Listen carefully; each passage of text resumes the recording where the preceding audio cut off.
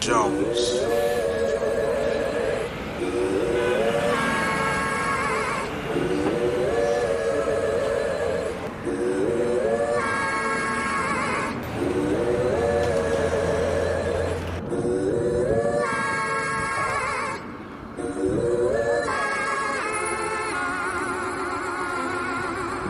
Jones.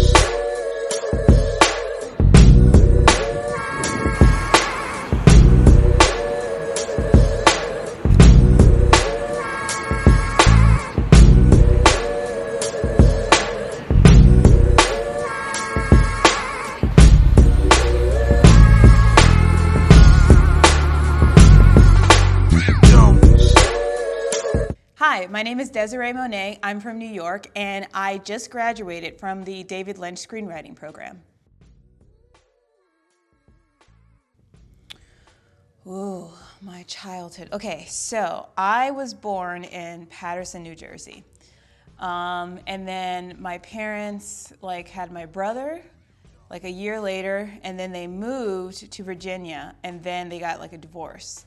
So I grew up most of all of my childhood in Virginia until I was 16. And then I was like, I've had enough of this place, and I moved away. That was a hard thing to do, but yeah, my childhood was good. It was like any childhood. There's ups, there's downs.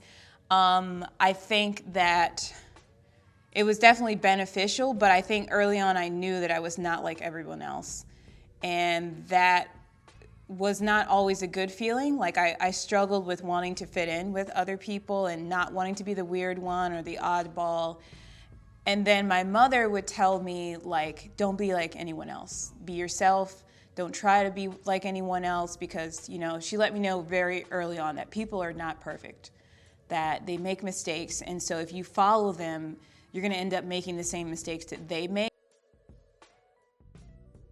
So my mother would tell me, don't be like everyone else. And I remember when she said that, something happened in my heart, and I just got this strength not to be like everyone else.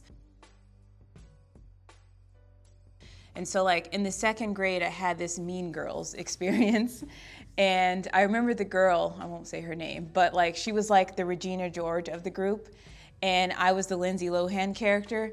And I remember she would bully us. If we didn't do what she wanted, then she would tell everyone in the group not to be our friend. So sometimes there would be one person that would just be left out because we didn't do what she wanted. And I remember my great-grandmother, we had the same birthday. And one time she came down to Virginia to visit us, and she gave me $5. Now, to a second grader, $5 is a lot of money. So I didn't want to spend the money because I didn't care about, I cared about the value, but I also cared that it came from my grandmother, somebody that I didn't see very often. She's from the cool side of the family that didn't leave New York City. So I'm like, well, I have to keep this. So I just kept it in my little wallet, and then I remember that girl was asking for my $5, and I said, no, I don't want to give it to you. And she was like, well, if you don't give it to me, I'm going to tell everyone not to be your friend. And that was the moment where it was should I give her? And I was and then I just realized I cared more about the fact that it came from my grandmother, because I also felt if I gave that $5 away, I was giving away my grandmother, or a part, I won't see her anymore. There was a part of her on the money. So I'm no. And I was I don't care if you don't want to be my friend. And it was I don't know, something inside of me just broke. And then I remember they didn't talk to me for a whole week. I was eating lunch by myself, and I made sure I was I don't care. They're not going to see me cry. They're not going to see me sad. It's not going to happen. I'm going to keep eating my lunch. So then I was on the playground at the end of this torture week, and then one of the girls, she sent one of her little minions over, and the little girl was oh, you want to hang out with us? And I'm I'll think about it. And then I realized, okay, no more. And I realized it didn't hurt as bad. After probably Wednesday, I was okay, Monday was the hardest day, but then Wednesday was okay, I'm over this. I don't need to work hard to be people's friends or for people to like me. Yeah, but then there was also that pressure to perform for high performance. Because I remember I was in kindergarten and I was the only person that could read, and my mom was all proud, but it was not really. I didn't want to tell them. It was like, I mean, I guess I can read, but the only reason that I could read was because she read the same book every day.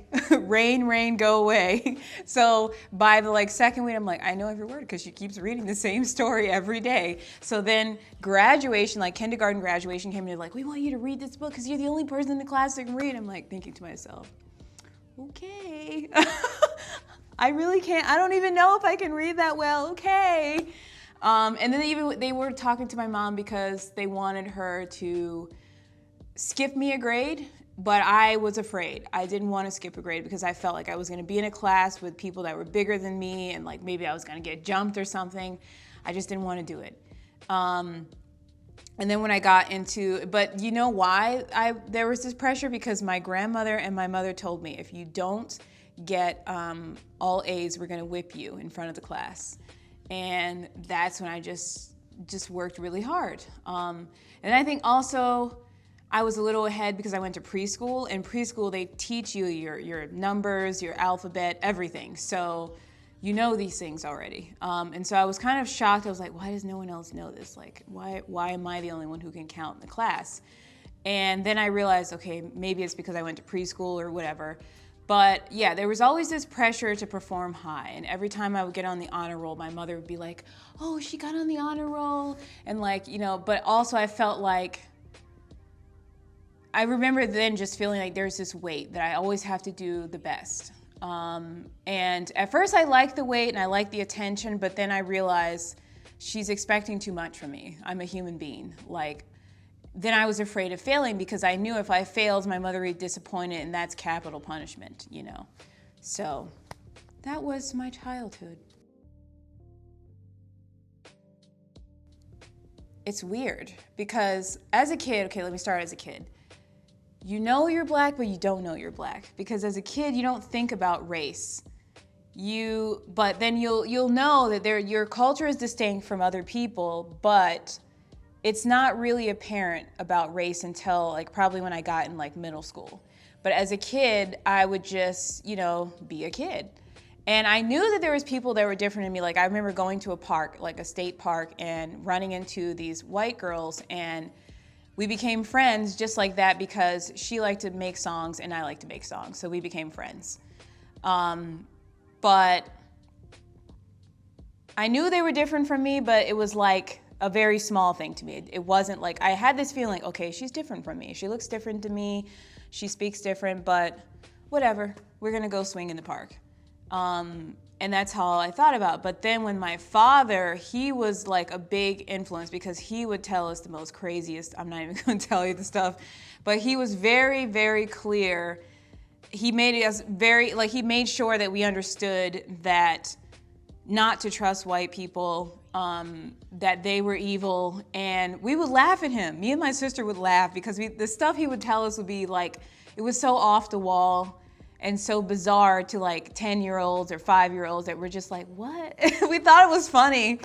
And it was, so then I think probably in middle school, that's when I realized that I'm black. I always knew that, but it's okay, I'm in middle school, I'm hanging out with whoever, and there was a shift because when I left one elementary school because we moved to a different part of Virginia to another part of Virginia, and so I had to change schools, and I was predominantly in a class with black kids at the one school, but then when I got to this new school, I was in class, I was one of 5 black kids. So that's when it became really apparent because then I started to realize the different ways I was being treated by the teachers, and it is almost like they expected less of me. They didn't want me to work hard. And then they would try to alienate me because they would the subtle things that the white kids would do that were racist that today people would call you out, you'd be all over YouTube, whatever, was permitted. They didn't care. And I would say something about it because my mother would teach me, also she would teach me there's bad people in every race, but just be careful because the people around here in that part of Virginia, they're very upfront about their racism. There are certain stores that if you go into, they're gonna follow you around. Jackson's Hardware Store, that was a store, I remember that store. And then there's certain parts of town where black people just don't live because that's the white section, and that's the better section, the section that when it snows, they actually clean the roads and the sidewalks. But then the outskirts, where all the poor people, like white trash or black people or Hispanic people live, they don't care about that part. And they don't clean the roads. But as a kid, you see these things, but you don't really pay attention until you become older and you really start to see how it affects you. And so by middle school, that's when I realized I was black, because I was hanging out, like I was just always with these white kids, because that's who I see every day from 8 o'clock till 3 p.m. This is who's in my class every day. So the other black kids, because what they do in Virginia is they split you up based on your academic abilities. They put all the smart kids into one class, all the like medium smart kids, and then all the bad, or like they used to call it alternative school. And I was kind of jealous of them, because they got to go for 3 hours. From 3 to 6, I'm like, wait a minute, I gotta be bad to get less time in school? So I was in the smart class, and I didn't really feel smart. I felt dumb, because I realized then that we weren't really being taught anything. We were just being fed information and expected to regurgitate it on a test called the SOLs. And we had a nickname for that. I'm not gonna tell you what it means, but it's called standardized of learning, something like that Virginia has, where you have to take these tests every single year to like make sure that you know enough to go to the next grade.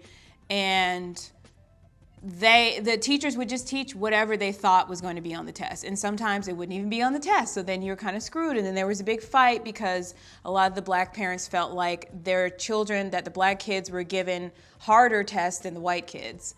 And I kind of agree with them, but I also realized what was really happening is the language difference, because even though we're all Americans, we all speak English, we don't speak English the same. And so the white kids speak English different from the black kids. And I really understood that in middle school. So I'm hanging out with these white kids, and we're in health class, and I didn't know I was hanging out with the white kids until one of the black kids came to me and she says, "Why aren't you sitting with your own color?" And I was like, what do you mean my own color? And then I looked around and I realized, oh my God, I'm sitting with all the white kids. I'm the only black person here. And then I looked around the room and I saw on the other side was the Hispanic and black kids, and they were sitting together. And it just made me, there was this really nasty, dark feeling inside of me. I don't even know how to describe it, but I felt like a horrible person. Like I felt like an alien or something. And I had to make a decision. I knew I had to make a decision. And I knew that it was important to all the other black kids that I choose which side I had to be on. And I didn't move, because I was also kind of angry with her for saying that, because I was like, why is it so important that I have to pick a side? And I felt like, why can't I just sit down wherever I want? Why do I have to like make sure I'm sitting with all my other black people? So I didn't move. And I knew that to her that meant betrayal or whatever. But I also felt like, why does it matter? Why do I have to constantly live by this code? And so that was like one of the moments that I realized, okay, I am black. And then, oh yeah, I forgot about this. But in the 4th grade, when I first moved to that school, and that's when I really began to see like institutionalized racism, is there was this girl, and she was white, and this is when I first came in contact with people who are raised in sort of a white supremacist mentality. And she just kept saying, I'm better than you, my parents tell me I'm better than you. And I was really like, what? Like, what? You think you're better than me? Like, how? Like, my mother always told me, you're not better than anyone. Don't think you're better than anyone. You're not. You're the same as everyone else. You're gonna make mistakes like everyone else. So it was really bizarre that she just kept saying, I'm better than you, I'm better than you. And I'm like, at one point I just got tired of her always saying that, and she liked to have this attention. Like even the black kids would give her all this attention. And that's when I noticed the difference, is that the white kids would do things and like that were blatantly racist, or just do things that broke a rule, but no one would ever tattle on them. But if a black kid did the same thing, they would get into trouble, and their own people would tattle on them. And so I remember her saying that. I was like, okay, whatever, just say whatever you want, but don't put your hands on me, because that's what my mother taught me, that people are always going to talk, but the second they hit you, then it's a problem. Then you need to fight back or I'm going to beat you. That's what my mother would tell me. So I didn't want to get beat by her. So it's like, okay, I have to beat her up because then I'm going to get beat up.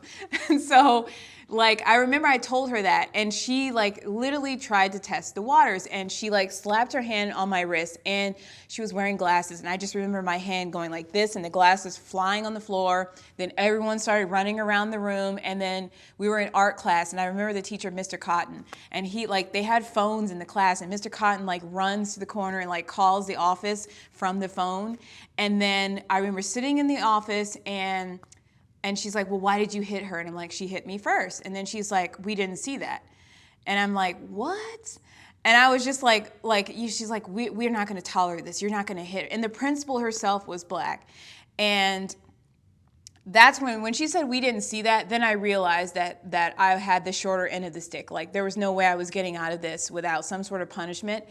And then I remember the girl like crying and everything and looking all sad or whatever. And everyone was like petting her up.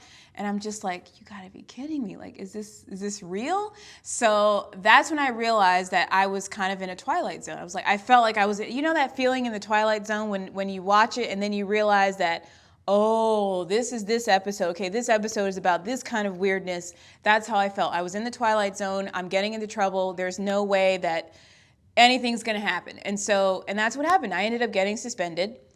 And that's when my mother gave me the talk that, you know, there in this world, white people are gonna get away with things that you will never get away with. And I remember that. And so that was what it was like growing up and being a black kid and then getting bullied. I remember in 6th grade, by that time, she had become my friend. And I think she only wanted to be my friend because she knew that I wasn't gonna put up with her bullying me. But then she also started to change because I also realized in middle school, that's when people, you know, that's when you start to discover yourself, sort of. That's the beginning stages. And she was one of those white girls that was interested in the black kids, like the black guys. And she would like date them on the low, but when her parents came around, totally different person. She doesn't know you, don't talk to her. And I noticed that her parents would be very standoffish and they would like make up excuses. And so I remember she had a birthday party and all the other girls at the table were white. And this is another moment where I realized I'm black. And she invited all of them to the party. And I'm like, okay, why are they all talking about this party and nobody's talking to me about the party? So then I asked her, I was like, why didn't you invite me? And she goes, oh, well, you know, my parents don't like black people, so you can't come to my party. So that was kind of a turning point for me. At that point, I was like, okay, I need to separate myself from this because I'm tired of this.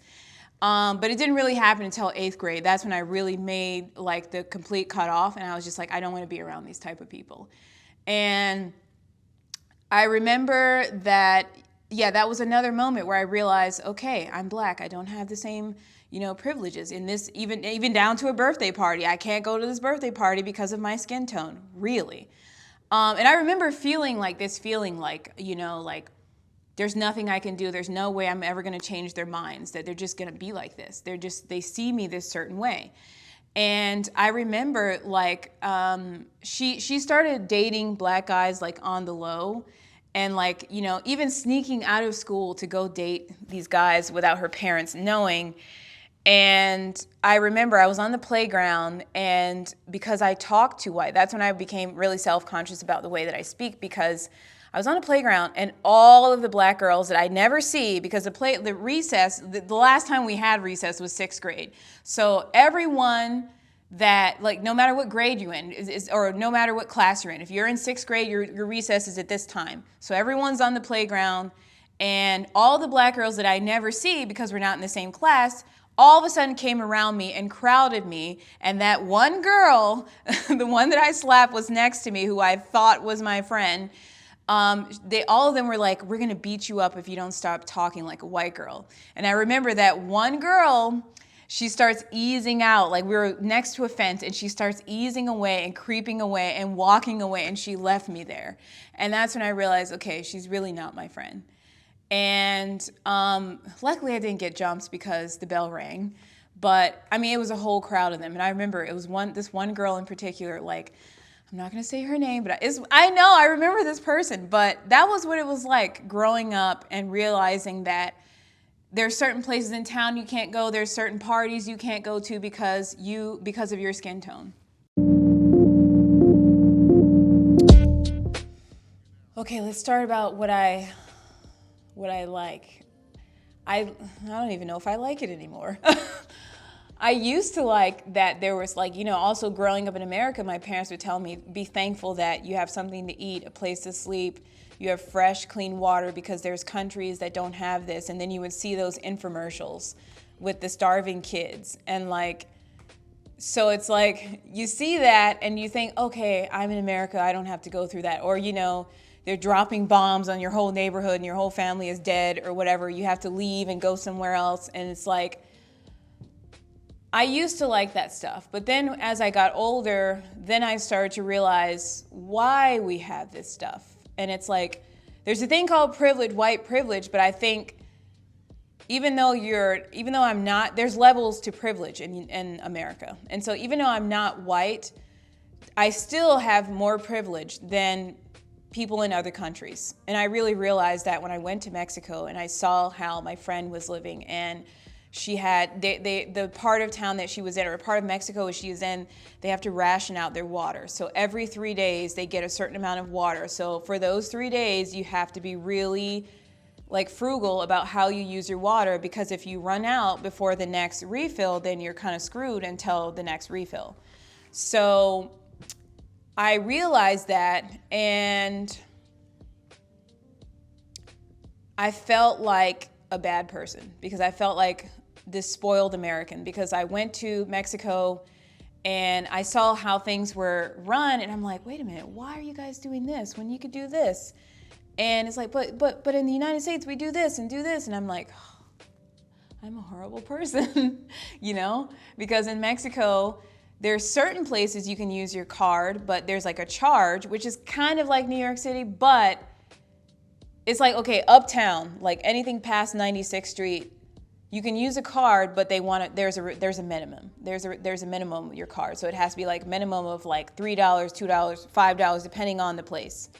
But anywhere below 96 and below, you can use your card, or you don't even have to use your card. You can use your phone to make a purchase. But in Mexico, it's like you can pay. If you pay with your card, there's going to be like another. They're going to charge you more. They're going to add a surcharge on it for using your card. So it's better to carry cash. But then you have to be worried because somebody's going to rob you, supposedly. Thank God I never got robbed, and I don't want to get robbed. But my friends kept telling me, be careful, because you could get robbed, because you're an American. They think you have money. You're an easy target to rob. So that, and then also it's like, well, why don't you just put everything on card? I remember having my debit card and saying like, no, and they're like, we don't really use debit cards here. We use cash. And I'm like, what? And I'm like, but what happens if you get robbed and you don't have any cash? And there's like, oh, well. And I'm like, yeah, if you have a debit card, I remember explaining to this guy, if you have a debit card, you can go to the bank and they'll reimburse you a certain amount of money, if not all of it, if you can prove that your card was stolen. This has happened to me where I've gotten my account hacked in, somebody bought an Xbox in Texas, and then I called them and they reimbursed me. And then I felt like, oh my God. And then I realized I'm the privileged American. I sound like I would be the way he was looking at me is how I look at white people when they complain about certain things. And then looking at them like, oh, you just have privilege, that's why you're complaining. And this is how he was looking at me, like, you privileged American. How dare you come into my country and tell me how to live better, And it's like, yeah, there is better, but what are the pros and cons of being better, But then I also realized that Mexico has all these resources. Why the hell are you, quote unquote, a third world country, but the United States doesn't even grow half of the stuff that you grow? We take it from you, and then we charge, like an avocado there is nothing. But over here in the United States, that's really expensive. People, if something has avocado, they charge you more because it's more expensive.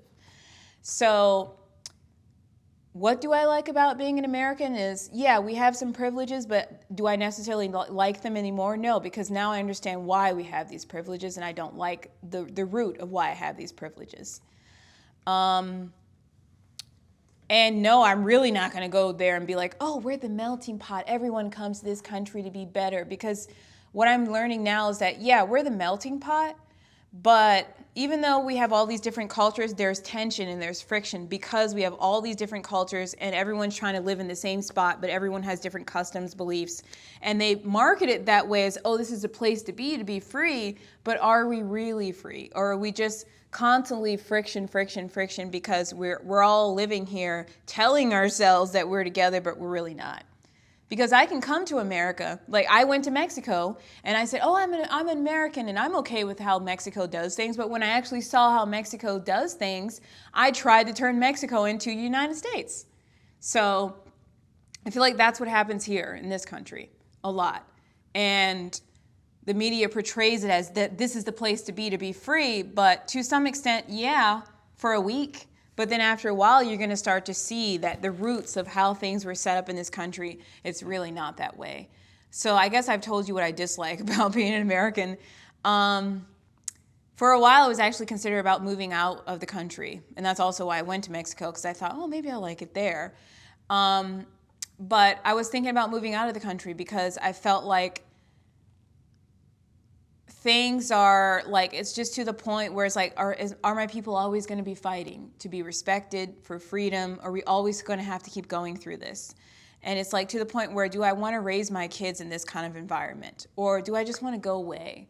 But then I realized there is no fantasy land. Everywhere you run, there's going to be problems.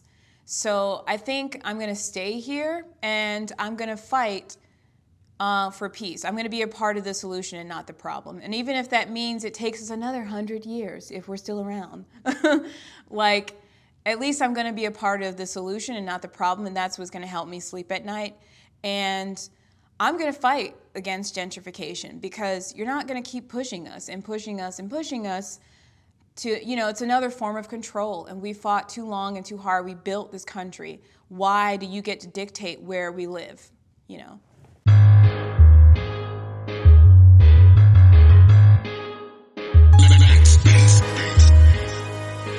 There's so many. Let's start with the black women ones. Of course, there are women that exist that you could say fit in those stereotypes. If you see them for about 2 minutes, or maybe an hour, or maybe a whole week. But if you've lived with them their entire life and really get to know them and be with them 24/7, not just for 5 hours in a restaurant or you saw them in the park, you'll realize that no human being can fit any stereotype. They may have a lot of qualities that line up with a stereotype, but no human being is 100%. It's impossible. You wouldn't be a human being, you'd be a robot. So now that I've said that, the angry black woman, because I feel like I get portrayed as that sometimes, or people perceive me as that, and I've gotten to the point where I don't care anymore. Yes, it hurts, but at the end of the day, it costs me too much energy to make you believe that I'm something other than that. You're going to see things according to who you are, what you believe, and there's also changes that happen, you know? You can see something and like I went to Mexico and I realized I was the privileged American. Before that, I never saw myself as that until I had to get in another environment. So I can't change you. It's out of my ability to do so. So if you perceive me as the angry black woman, whatever, but try to understand why she's angry. And if you see her angry, what can you do to help her rather than just, oh, she's angry, she's one of those. Because I feel like people do that all the time, but they won't go the extra step and see how they can help. Versus a white woman, oh, she's angry or she's upset. You know, it's becoming that way almost where now they're labeling them as Karens and putting them all over YouTube. But it's like, you understand why she is that way, but I don't think people are really getting to the root of the problem. And the root of the problem is fear. And they're being taught lies, so they believe these lies, and now they're reacting to these lies. So what can you do to help this angry woman? And just take away the skin tone, and then, or the slut. You know, I've been approached by many guys outside of my race that they want to date me, and then it's always the sex thing that they think for some reason. That I guess they perceive that I'm easier because most of the time these guys either have girlfriends or they're already married. And I'm like, why do you want to date me if you already got a girlfriend or you're already married? Why? And then I'll see them. They'll also try to like throw off hints that they are into my culture, and they'll play my music, or play my music. They'll play hip hop or R&B or whatever. Or ask me about certain artists, how I feel about, and it's like, is this really who you are, or do you think you have to do this to you think this is what's going to attract me? Or bring up Black Lives Matter, stuff like that. I remember one time I was like 15, I was at a flea market with my dad, and there was a Hispanic guy there, and he like thought I was cute, and he kept like checking me out, and then he goes into his car and starts playing hip hop, and like opens the door so everyone can hear it, and I just ignored him. Because I wanted him to know that just because you're playing hip hop is not going to get my attention. Furthermore, it was old school. It will get my dad's attention because he likes it. I do like it, but at 15, I wasn't into that. Like now at 31, I am, but at 15, I wasn't really into that. But I knew what his intentions were, and so I just ignored him. So that stereotype, and let me think, is there another stereotype besides the slut? The angry one, the mother one. Yeah, like some people think I'm their mother and they always want to come to me for advice and ask me. And I'm sometimes just tired and I don't want to give you advice. And it's like, one guy even said, you're like my mom. Like, oh my God, no. And this is not even a black thing. This is a woman thing. Men, we don't want to be turned into your mothers. The second that you turn us into your mothers, we're either going to run away, and then there's some women who actually stay because they haven't realized yet that they've been assigned a role that they don't necessarily want. But thank God I'm realizing it early on. I'm like, okay, running away now. So I think those are like the three main stereotypes. Jones.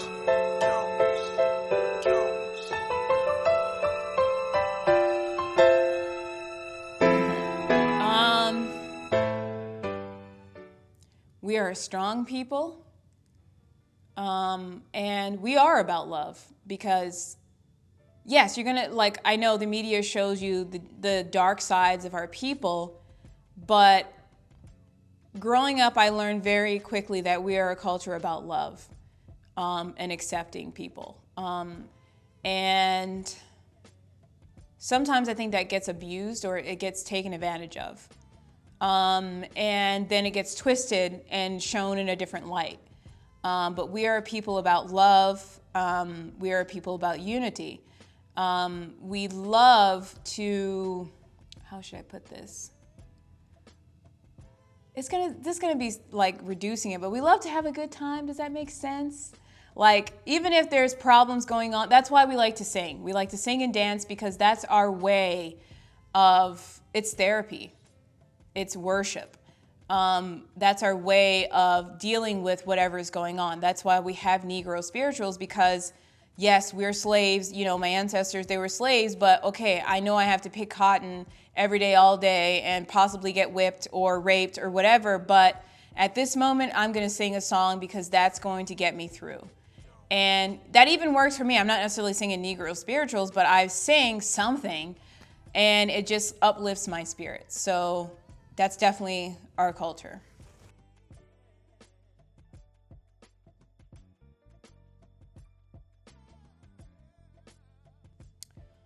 I wanted to improve my screenwriting skills because I was at a point in my life where I realized that, yes, I've been trained as an actress, I love acting, but I always wanted to go beyond, and I knew that I had a lot of stories that I wanted to write. And I was tired of being stereotyped, being sent out for roles that were very stereotypical, poorly written. And at first it happened to me in acting school. Like I remember my third semester, we went out to look for the list of like what our next courses were gonna be, and we realized that all of the black kids were in the same class. And like me and another student were like, is this a coincidence or is it like all the black kids are in the same class? So then when we got into the class, our teacher said, no, we did it on purpose because we want you to know what it's going to be like when you get out in the real world. And that set a nasty tone in my heart because I felt like literally, I felt like I was just, if I could do that on film, it's like, here I am, it's 2012, but now we're being transported back into like the 1700s or the 1500s and I'm a slave again in a field. That's how I felt, not that I was ever a slave, but like, you get the point. So that's how I felt. And it's New York City. I thought I ran here to get away from that. I went through that in Virginia. Why the hell am I going through this again? And then I realized, but you're still in America and it's still being controlled by white people and Hollywood of all places, you know? So why did I think I was gonna run away? I just ran away. I ran into a bigger problem, you know? Oh my God, it's a Moses moment, you know? He ran from Egypt and then, dang, I gotta go right back to Egypt, you know? So that's, you know, I just realized that. But yeah, so I came here because I wanted to get my screenwriting skills up, because I knew that if I wanted to produce the work that I wanted to produce, then it had to be, people had to understand it when it got on the page. And I knew, like, I wanted to be able to communicate the ideas that I had in my head and my heart 100% clear.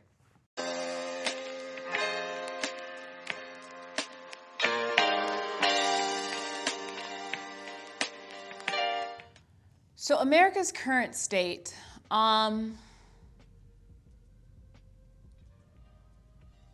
socially, there is a growth, because now people are, even if it's uncomfortable and it's weird and awkward, people are actually embracing uncomfortable conversations or topics.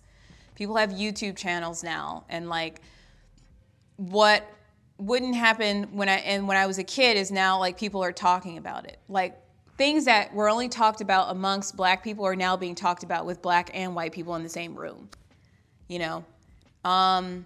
So socially, I think there's a growth. You know, you can go into, you know, public places like schools. Like back in my undergrad years when I was at the new school, they had unisex bathrooms. And unisex used to be something I would only see in New York as a kid. When I would go back and visit my family, and you would see places that say unisex, like stores or whatever. But when I would go to Virginia, you would never see that. It's always male, female, nothing else. Yeah, unisex bathrooms are becoming probably a countrywide thing now. I mean, probably not like as vast, but definitely in New York City, like you can, like, it kind of shocked me because like one day I was using the showers in the new school, and I came out and there was a guy, or at least what appeared to be a guy, and I was shocked. I'm like, what are you doing in this bathroom? And then I realized, okay, maybe they don't identify as a guy, they identify as a female, and that's why they're in the female bathroom. But it really creeped me out at first because I'm used to going to a bathroom and only seeing females. But so that's becoming, like, that's a growth there. But then politically, we've made one tiny little inch because we had a black president. Now we have a black vice president, and she's a woman. But I don't want to say not much has changed. I don't really, because honestly, I don't pay attention to politics because it's just too much going on. And I don't really want to believe anything because what they're showing on the news is what they want you to know. That's how I feel. You'll never really know what's going on unless you live every day with these people. You spend every day and know what's really happening, then you'll see what's really going on. So I've always felt that. Even as a kid, I realized, like, that's what they're telling us, but how do we know what's really the truth? Oh, spiritually?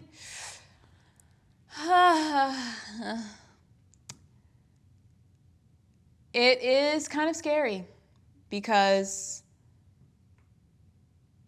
I feel like at some point, I mean, it's in the Bible, but it's like, I just hope I'm not here when that happens because I don't know how I would live, but I just feel like it's becoming less and less, like, yeah, we're probably always going to have Christianity around, but I hope it never gets to a point where we have to live underground.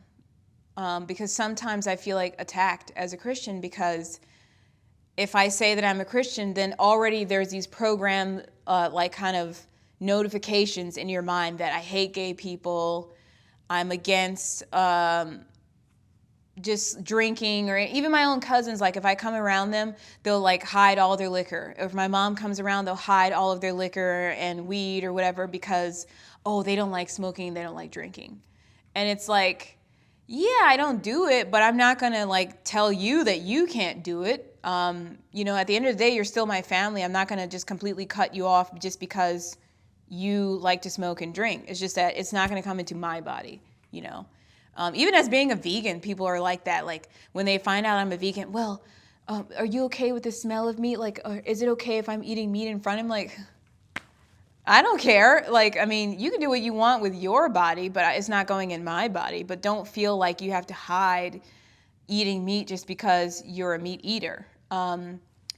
Just make something nice and tasty for me as a vegan. That's all I care about.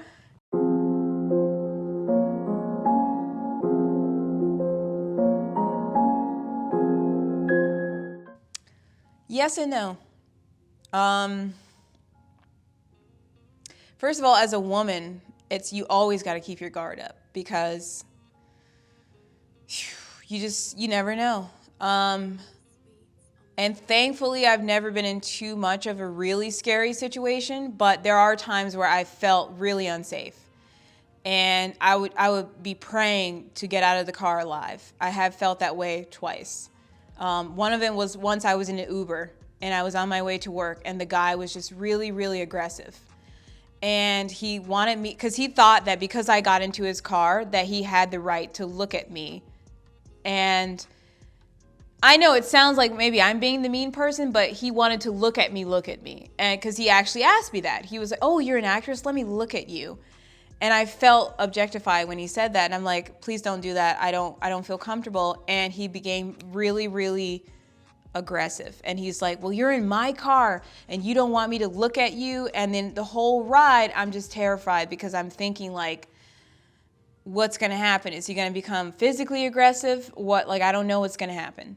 And then, so it's that. And then, there's a thing like when I'm here now, and then after the whole Capitol situation, and I remember walking and cars would like purposely rev up their engines when they would see me, like when they would get to me, or one guy literally kept driving really fast to the point where like I thought he was gonna hit me, and then I like ran onto the grass and then he swerved back onto the road.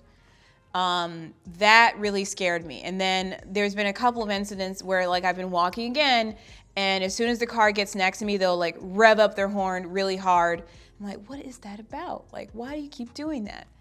And then I remember taking out the trash at the Golden Dome Market, and I turned around. I heard that because there's this huge parking lot, and I heard this car behind me, but I thought, oh, they're going to turn around, they're going to drive out. People do this all the time.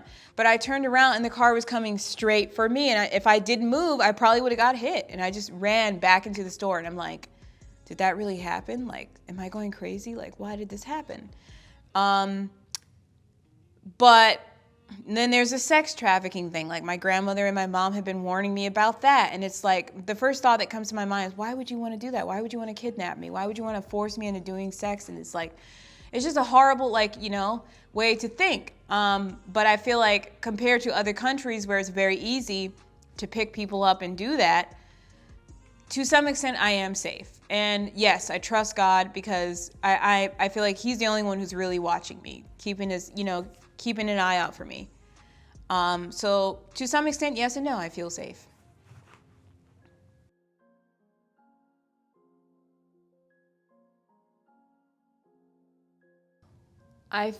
Honestly, okay, so here's where I'm gonna go. It's like, stay away from slave movies. They're depressing. They're horrible. I hate them, but my dad used to make us watch them. He even tried to take us to the slave museum once. I think you should see those when you're an adult, not as a kid. Do not watch them if you're a kid. Don't go to the slave museum as a kid because you're not mature mentally or spiritually or emotionally to handle. Yeah, don't watch slave movies. If you're not like, I wouldn't even watch it as a 15-year-old. No, wait till you're like 25, 30, then watch a slave movie. It's great to learn about slavery, but don't look at the pictures, don't watch long documentaries about it because it will, or at least, see, then I have to tell parents what to do because my dad taught me very young, about this stuff, and I feel like it was too much for me at that age because now I have to undo what he taught me because now those seeds are growing into hatred towards white people and paranoia. And I don't want that because it's screwing with my life, because it's like every white person that comes into contact is like, well, can I trust them? Are they going to double cross me? And then what I've gone through as a kid is like, imagine your dad telling you white people are evil. Then you go to school and you don't want to believe it, but then you go to school and then they do something evil and it's like, oh, I guess he was right. Then they must be evil. So I would say me, when I'm not going to tell the parents what to do, but me, when I raise my kids, I'm already figuring out, I don't even know, I don't have a whole script yet, but I'm trying to figure out what I'm going to tell them so that they don't grow up with hatred. But I think it's the best way how my mom taught me, because she taught me there's evil people in every race. There are good people and there are bad people. And they just happen to be white, they happen to be black, they happen to be whatever. There's good and bad people everywhere. But you don't want to associate yourself with bad people. And bad people can exist in your own race. So I would start off with that. Now, there are people out here who believe this, but I would say as a day-to-day, wake up every morning and look in the mirror and tell yourself that you're beautiful, and that you are enough and you are equal to anybody out here.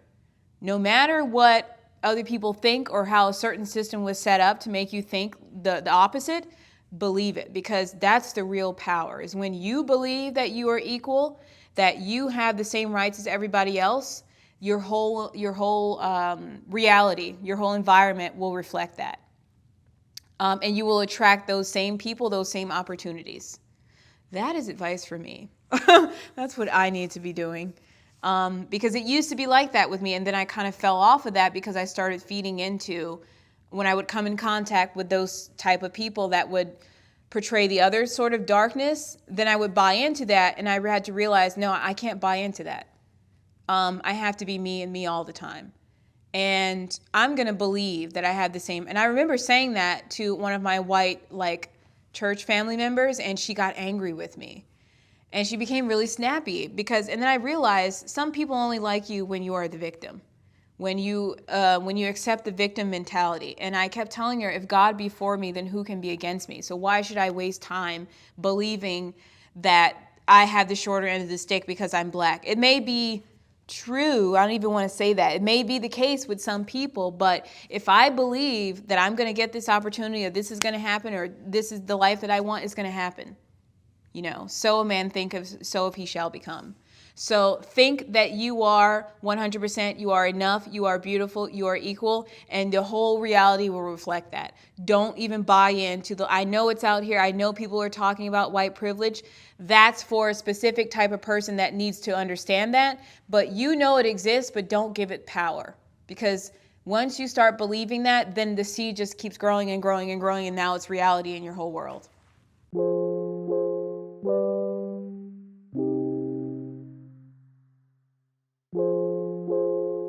I'm going to say, like I said before, don't stop believing it. Because the second you stop believing that and you start buying into that other darkness, then it becomes reality. Does that answer it? Because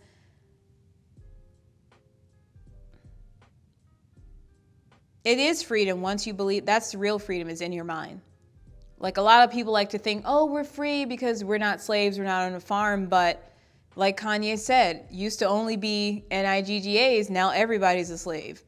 And what he's talking about is the mindset, your job, everything.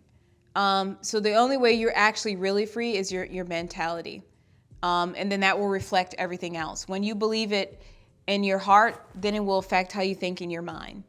And thank you for asking me this. I had to remind myself this because I was starting to slip into that world again where I thought that, okay, I have the shorter end of the stick. They don't understand this and that. And it's like, forget about it. Even if they don't understand, don't give that power. Don't give those people that power. Keep believing that you're going to get there, wherever it is you're trying to go. And don't even for a second consider the thought that it's not going to happen because you're black, or it's going to be harder because you're black. Don't even worry about it, because I've seen this also in my life. As you know, I've gotten opportunities. I've won things that some people may say, oh, you're a black woman and you got this? Yeah, I am. Because I didn't think about it. I didn't even worry about it. And I had to get to that point when I was in middle school and high school. And that's 8th grade, that's what happened to me. I became a goth. And But it was really my fuck it phase, or I don't care, I don't give a fuck phase. And I just realized I'm gonna wear whatever I wanna wear. I'm gonna listen to whatever music I wanna listen to. I'm gonna be friends with whoever I wanna be friends with. And if you have something to say about it, too bad. I don't care.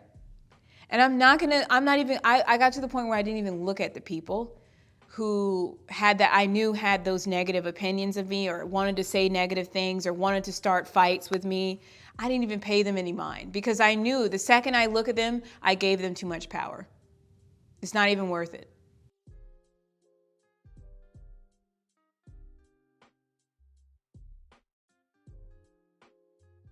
Um,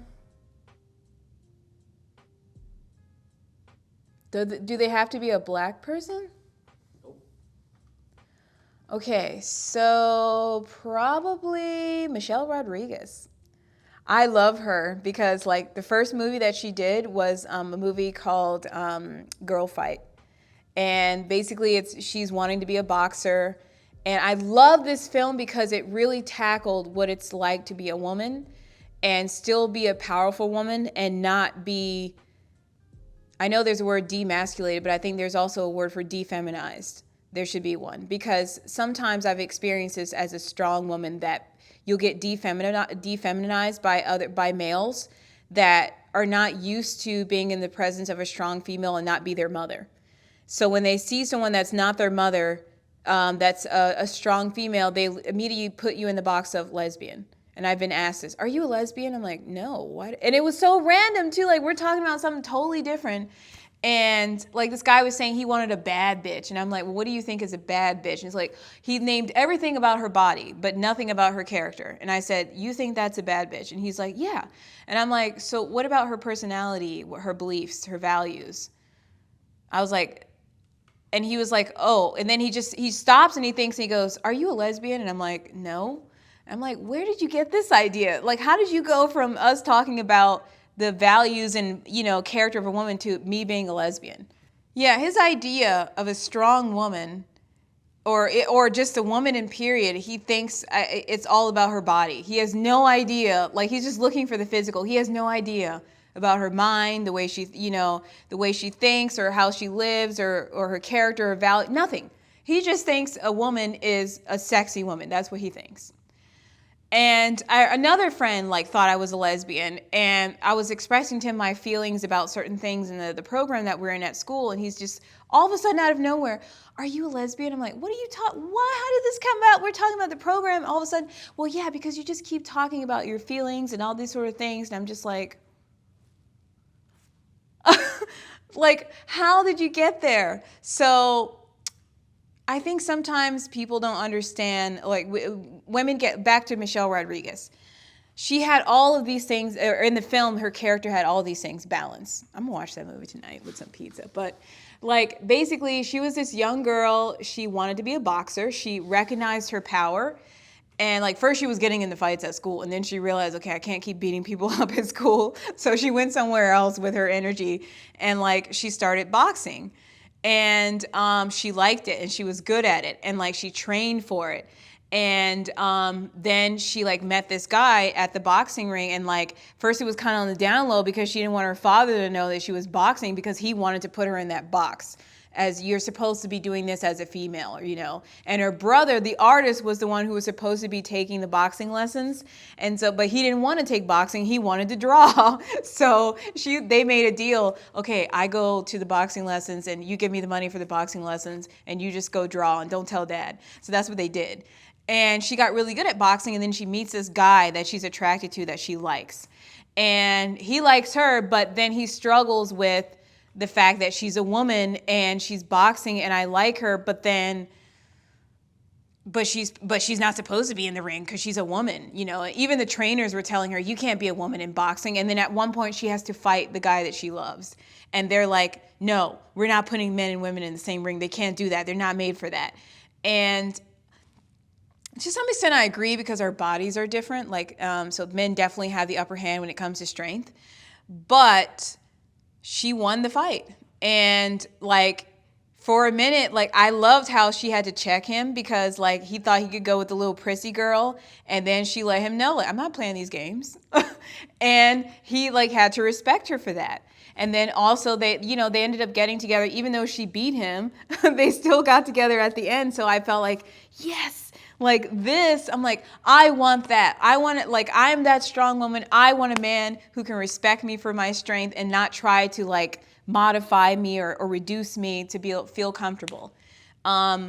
So that was the role model for me. Like I from that moment I was following Michelle Rodriguez and even Jennifer Lopez, like to some extent. Like I love her, just because there was something about her that, I don't know, something like, when I saw her in Selena, I knew she was going to be a star. Like, and back then Selena, she wasn't really that famous, but I just knew she was going to be a star because there was this innocence about her, this pureness about her that I liked. And there was this fearlessness that I'm going to do it regardless. Like, I'm going to try. And I knew it. Like, I was like, she can do everything. Like, I started following her all the time.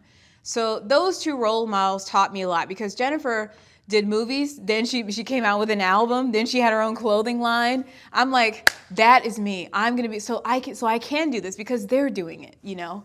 And I remember 4th grade, I asked my mom, like, Jennifer Lopez came out with her first album on the 6, because she lived by the 6 train. And so, like, I was like, Mom, I want that album. I want that one. Because I knew that I don't necessarily do everything that Jennifer does, because I'm not Jennifer, but she's doing what I want to do, you know? So that's why, yeah, those are my role models. Sort of.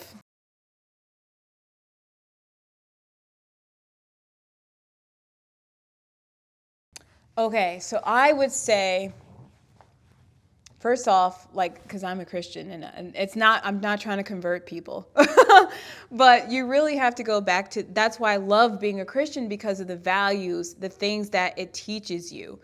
And it transcends skin tone. And it really comes down to your soul, the core of your soul, you know? So a man thinketh, so if he shall become. So if you focus, like, so what I'm saying is, believe in yourself. Believe, like it says, you were made in God's image. So if you are made in God's image, you're a person of color and you are made in God's image, how can you be all these nasty, dark things that the media may be telling you? Or how can you be denied anything, you know? When he says, I have plans to prosper you, not to fail you. So if I'm made in his image and he has plans to prosper me and not to fail me, then why should I believe this lie? Like, you know, it's sort of a temptation to make you believe these lies, you know? And, you know, the devil has made a very good film to make you, he's created a virtual reality for you to believe in. But again, you either take the red pill or the blue pill, or is that the colors, red or blue pill? So I believe that you have to, you know, abide by those rules, and that's the only way it's really going to get you through. And do what you, and I don't mean do what you want, like go beat people up and do, you know, break rules and laws. What I mean by that is, don't let your skin tone get in the way of you learning something new. Because sometimes I do this. Like, you know, they were asking me to go to some sort of dance, and I'm just like, this is dance? You're calling this dance? I'm still not 100 with it, but I'm just like, I don't know. I know dance.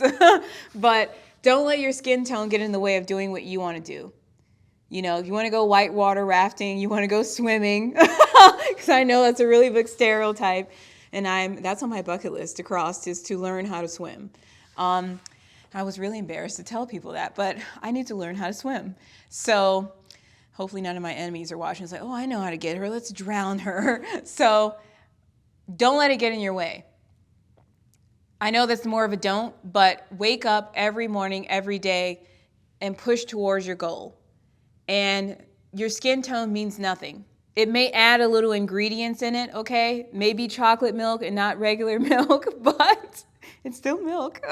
So just do you, you know? Don't let your skin tone get in the way. I don't know if I'm answering this right, but at the end of the day, I don't wake up thinking I'm black. I wake up thinking I have to pee, I'm hungry, human things, you know? So believe at the end of and get down to your core. What is going on in your soul? Because your soul, 99% of the time, no, 75% of the time is thinking soul things, craves soul things. And soul things might mean sitting down with whoever, or going on, going canoeing, and then when you go show up to do canoe, all the people are white. Don't walk away because all the people are white. Or I want to go to Florida, but if it's too many white people, I'm not going to go there. No, don't do that because you miss out on the opportunity. So just do it anyway. Does that answer the question?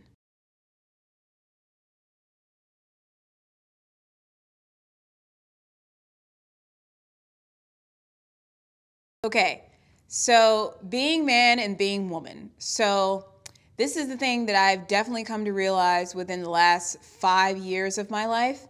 I went through a really hard time. I was working with two guys, and I wasn't even aware of the man. Like, I was aware of the man-woman struggle, but I thought, that's never going to happen to me. I'm not going to get, treated that way. Until I got into the situation, I didn't even realize I was in it and what was really happening until I started talking to people that I trusted about, because I just didn't understand what was happening. And they were like, you must have been in a room with some men. And I'm like, what? And I was like, that's why this is happening? Because I'm a woman? And I really didn't, especially people in the same age group as me, I didn't really expect that because we're supposed to be the most enlightened. We're trying to get rid of all this stuff. And it's like, what? But then it's like, yeah, we're trying to get rid of it, but people can't help what's already been planted in them for years and years and years. So I really understood the difference between boys and girls and men and women. And then I realized I want a man. Even my mom told me that. She's like, whoever you get married to is going to be a real man. And I didn't really I did understand what she said, but I didn't really understand until I got to this point. I'm like, that's what she meant. But I want a man. I don't want a boy. And the difference, and I'm not downing any, if you're in boy stage, own up to boy stage, because eventually you have to go through boy stage to get to man stage. You can't skip them. I was in girl stage. Sometimes I go back and visit, because it's fun. Then I have to wake up and realize, okay, you have to be an adult. But I realized that I'm looking for someone who's not afraid to be themselves, but knows how to make decisions. And when I say not afraid to be themselves, is that you don't have to live to the stereotype of what society tells you is a man. That's even in question right now. Hopefully the next one won't be something that the next, version or whatever they decide to tell you as a man will actually be the truth. But I want a man who's comfortable with who he is and doesn't have to constantly play this power game where there's always, I want to take your power or I want to reduce you. And what I mean by that also is that I had to learn, once you learn who, Alicia Keys' song makes it very clear. When a real man knows a real woman when he sees her. And a real woman just can't deny, it's backwards. But you know the song. The point is, as a woman, I realized that I have limitations. Just like a man has limitations. He will never be able to push out a baby. It's biologically impossible. I don't care what scientists you're telling you. No, I'm not against transgenders, but it's just not possible. There are limitations. Just like I probably will never be able to bench press 200 pounds or whatever. It's just never going to happen. I don't even think I want to, because I don't want to look like all buff. I like my womanness, I already look like my dad and have broad shoulders. I don't want to really do it, but when you become women, you realize who you are and that the limitations, or I would say, is not necessarily a bad thing. It's a good thing. Because you don't want to, the other stereotype that black women sometimes fall into is the independent woman that needs no one. And I was in this stereotype for a while until I realized, no, you do need man. You can't do everything by yourself. It's ridiculous if you think you do. Because you will tire yourself out and you will feel tired and not want to do anything. And because you're trying to be two people and you can't be two people. So when you become real woman, you realize, okay, I need a real man and so that I can be a real woman. And what that means is man has to be man. Let him do what he needs to do. That does not mean cheating, lying, manipulating. That's not man. That's a bad person altogether. It's child behavior, because kids manipulate, they lie, they cheat because they haven't been taught that it's wrong. But when you become an adult, you realize I can't do these things to get what I want. And that's a constant struggle, but at some point I don't want to do that. I don't want to be a manipulator. I want to be a liar. That's the difference between man and boy, woman and girl. And so also when you become real woman, you're like, oh, he's doing that? Oh yes, go ahead and do that, because I will never be able to do that. Thank you so much. You will not try to work beyond your means. You will just let him be man. And men have another perspective, and you should listen to it. Like, I had to learn to shut up and let men talk. Even if I think I know better or I have a better solution, what he's saying could really be beneficial. And if you keep shutting him up and not allowing him to talk, he's going to get tired and he's going to walk away. And that's hard for a lot of women to hear, but it's the truth. Because they will tell you things that it's really helpful, and it may not be in the language that you want to hear, but at the end of the day, he's trying to help you. So let him help you, and not think that you can do everything. Just because you can multitask, you have the stove, the microwave, the laundry, everything going all at once, but you might forget that one of them is still on, and then he'll be like, oh, I turned off the stove for you. Oh, thank you so much. 2 heads are better than 1. Yeah.